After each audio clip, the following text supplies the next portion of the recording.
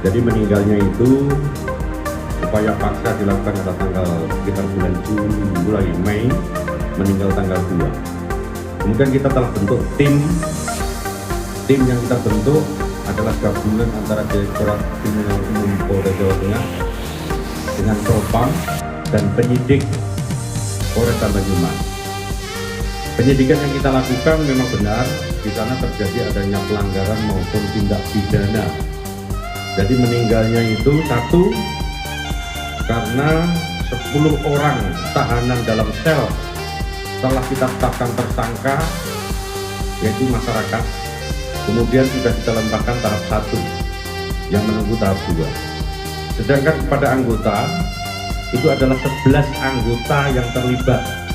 Jadi 11 anggota ini pemeriksaan dari Propam, 4 anggota kita kenakan terkait dengan disiplin.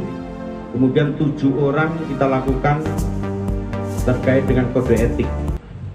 Kita dalami kembali 4 orang anggota di antara 7 itu masuk ke ranah pidana. Jadi sudah bukti permulaan yang cukup anggota telah melakukan pidana, yang hari ini juga sudah kita lakukan penahanan. Rekan-rekan sekalian, dari kasus ini menjadikan pembelajaran, sudah saya warning ke seluruh jajaran. Polda Jawa Tengah, Polri, salah satu tugas pokoknya adalah menegakkan hukum. Tetapi tidak boleh anggota Polri kita menegakkan hukum dengan cara melanggar hukum. Oleh karena itu menjadi komitmen kita untuk kita lakukan penyidikan secara transparan, untuk jadi pelajaran sehingga institusi kita menjadi sehat dalam rangka memberikan rasa keadilan kepada masyarakat kita. Itu yang saya sampaikan. Terima kasih. Mungkin ada disampaikan.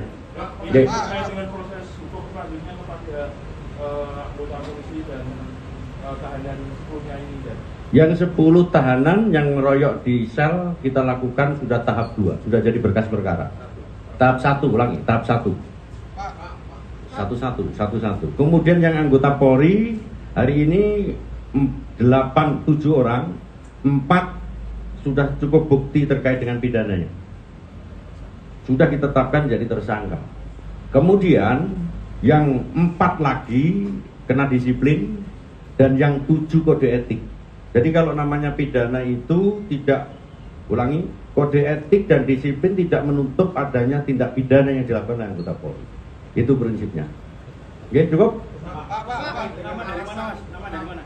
Bukti Pak dari RRI dengan alasan pengeroyokan yang dilakukan 10 tahanan itu apa, Pak? Jadi di sana ada lalai, jadi anggota Polri yang jaga kena disiplin lalai, tidak mengawasi tahanan. Ya. Kode etik dia tidak sesuai dengan peraturan perundang-undangan yang berlaku.